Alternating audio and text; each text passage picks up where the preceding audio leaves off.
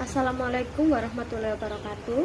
Saya Kusuma Dewi Saraswati, nomor NIM 1680000113 akan mempresentasikan hasil penulisan artikel saya dengan judul Model Pembelajaran Kooperatif Skrip Berbasis Literasi terhadap Hasil Belajar Peserta Didik.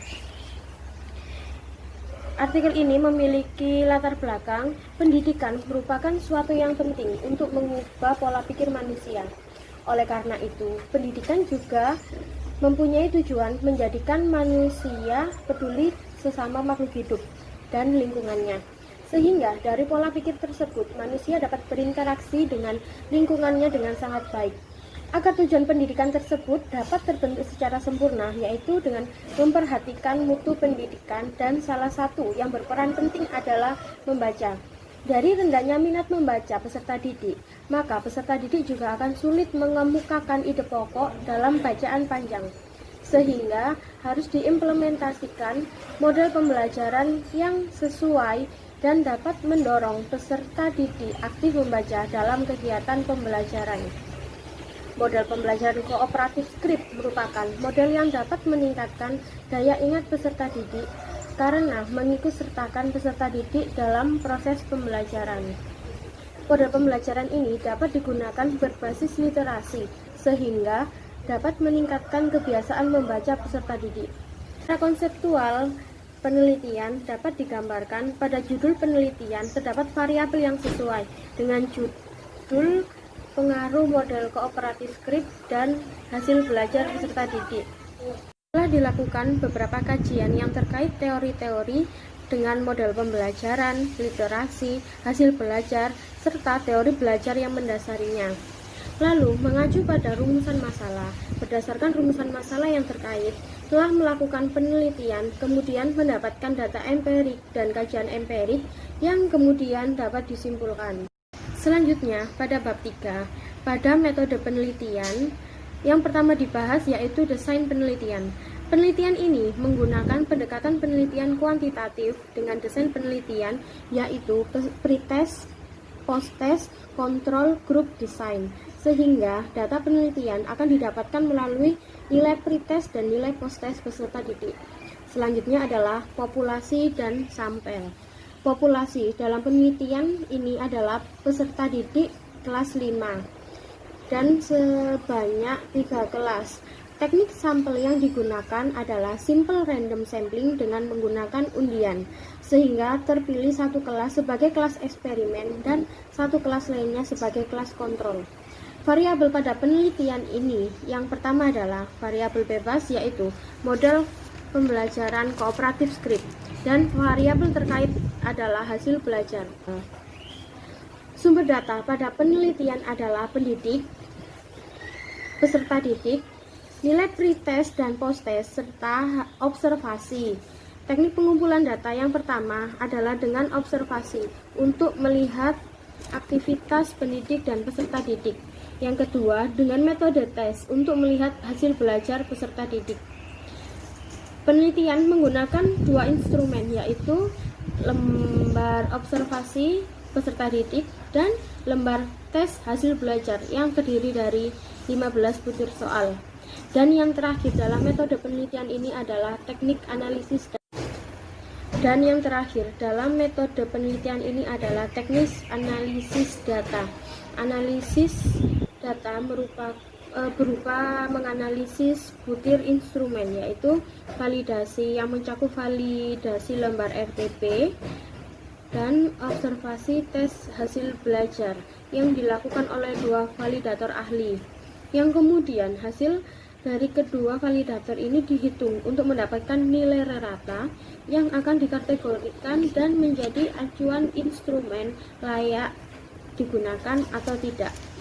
Analisis hasil tes yang terdapat yaitu uji prasyarat dan uji hipotesis.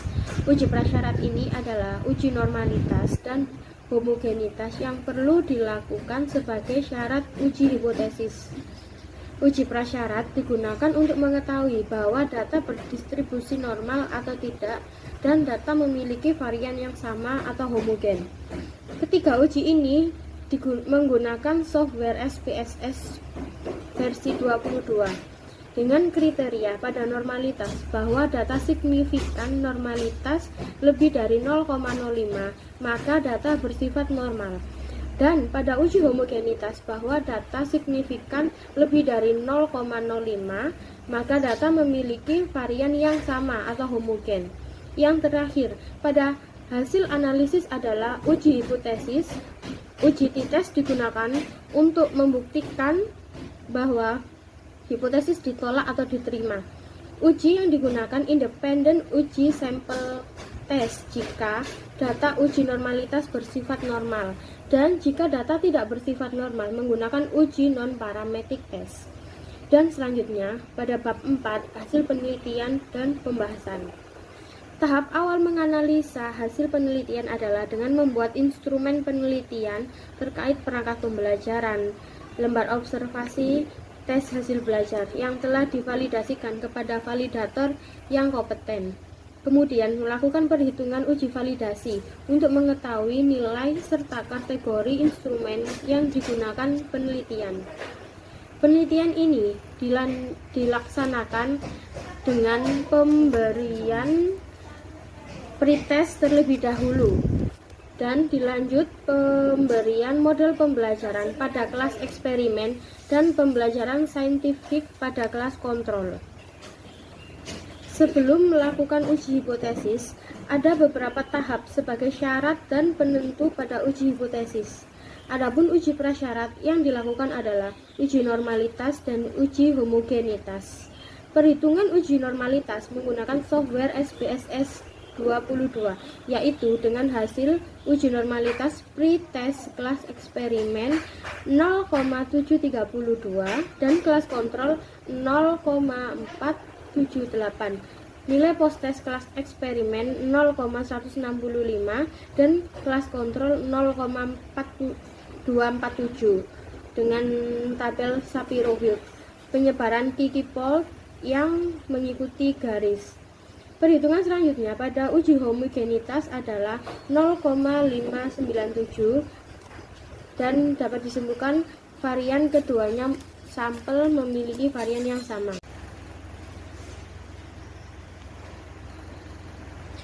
Dan uji statistik yang terakhir adalah uji hipotesis dengan uji T, karena hasil dari uji homogen menunjukkan hasil yang homogen, maka uji T dilakukan dengan uji parametrik atau independent sample test yang mendapatkan nilai signifikan 0,003 sehingga dapat dinyatakan H0 ditolak.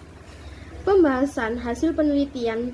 Banyak sampel yang digunakan sejumlah 49 peserta didik untuk kelas eksperimen, 26 peserta didik dan kelas kontrol 23 peserta didik. Hasil t-test soal yang diberikan peneliti sebanyak 15 soal dengan rincian 5 soal pilihan ganda, 5 soal isian, dan 5 soal uraian.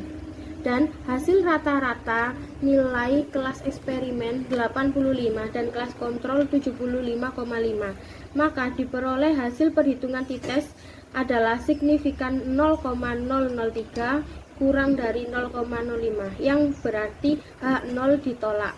Keyakinan penulis diperkuat dengan adanya uraian-uraian dari para ahli dari jabaran penelitian terdahulu tentang penggunaan model pembelajaran kooperatif script terhadap teori-teori kognitif dari para ahli.